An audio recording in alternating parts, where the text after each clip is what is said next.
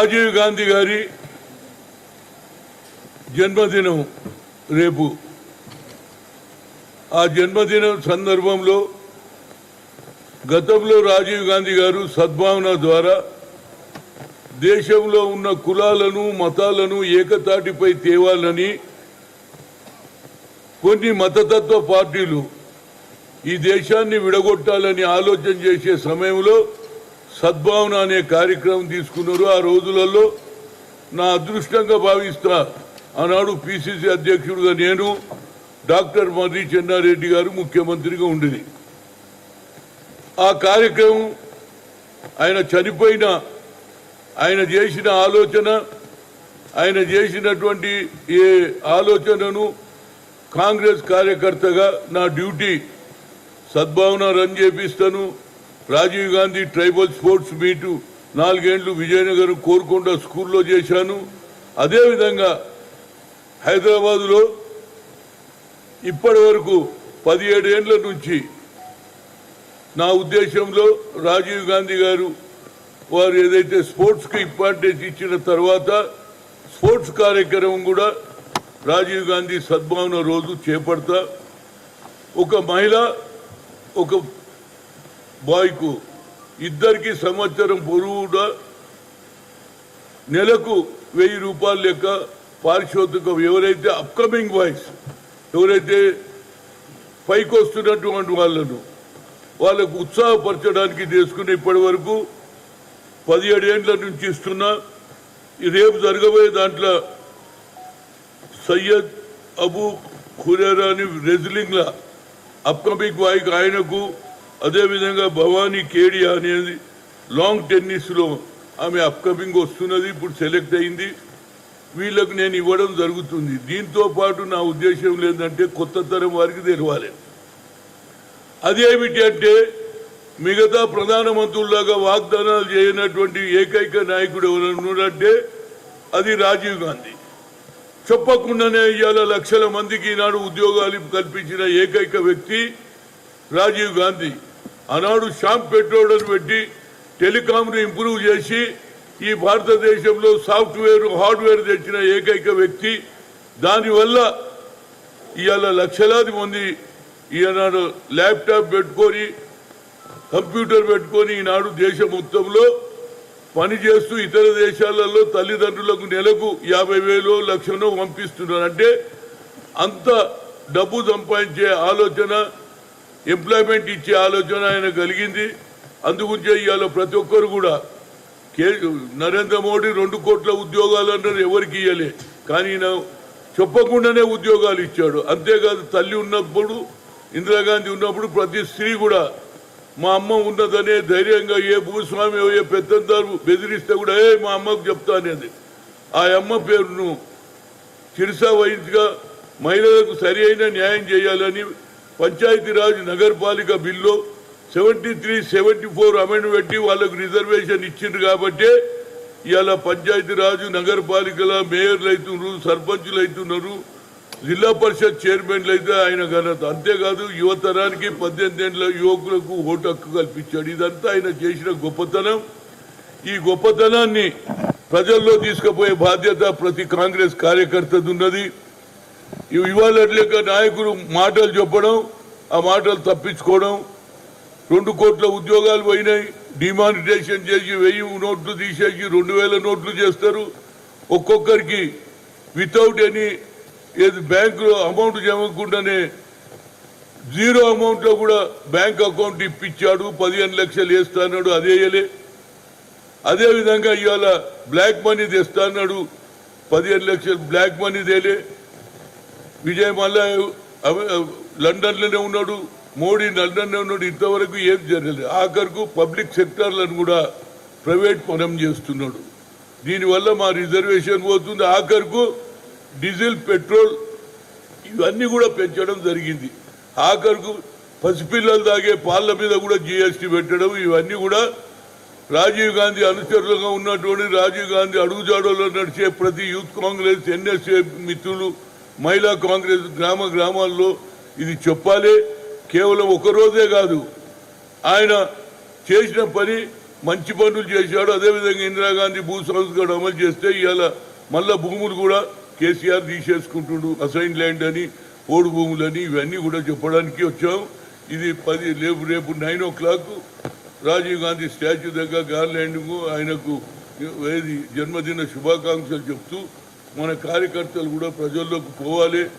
ప్రజలకు వారు చేసినటువంటి మంచితనం ప్రజలకు చెప్తేనే తెలుస్తుంది. ప్రజలకు మతిమరుపు ఎక్కువ.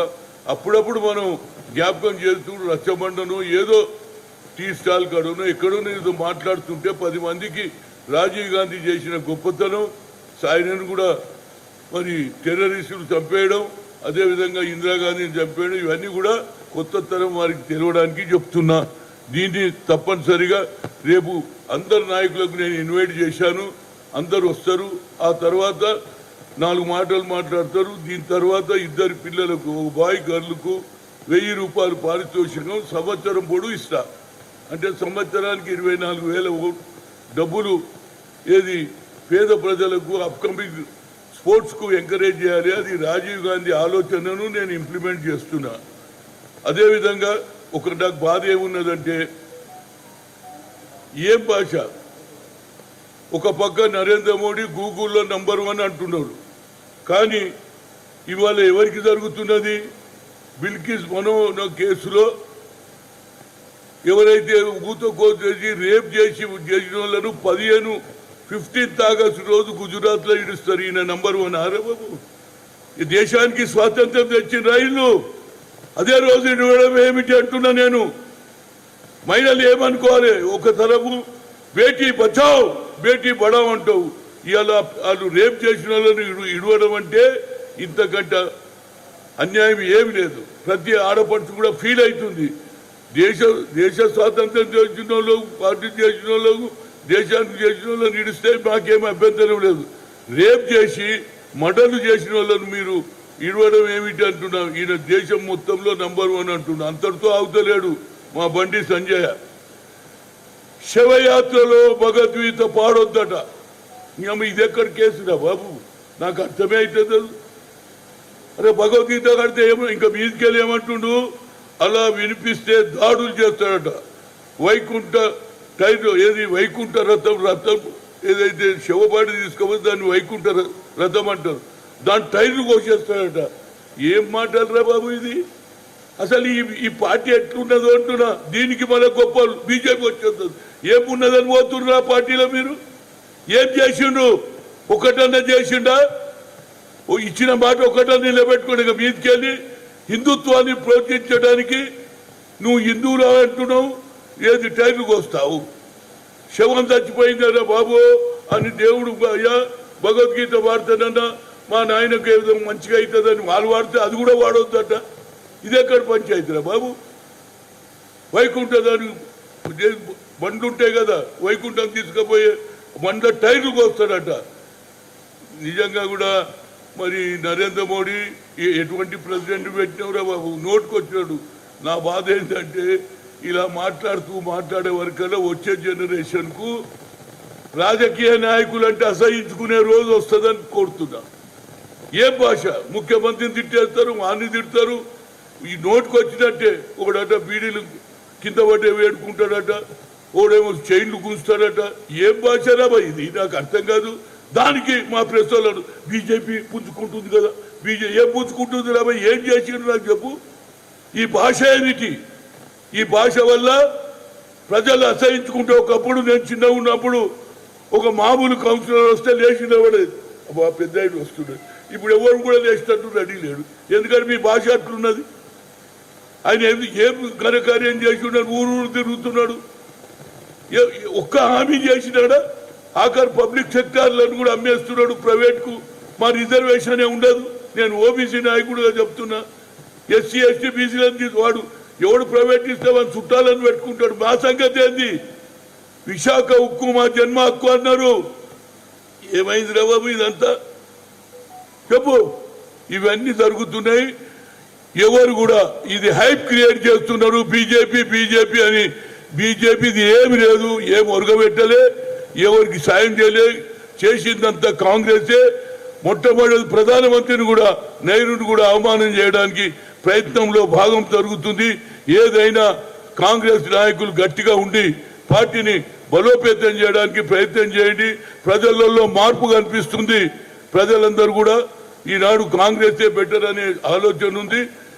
దీనికి మనం అందరం కలిసి పనిచేయాలని కోరుతున్నా రేపు. Thank you.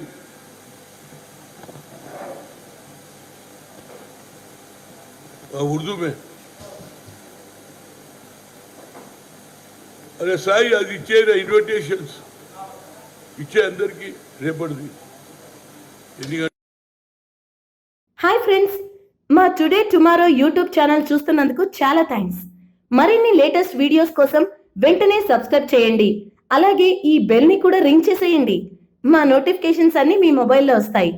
అలాగే మా వీడియోస్ మీకు నచ్చితే లైక్ చేయండి, షేర్ చేయండి, నచ్చకపోతే కామెంట్ చేయండి.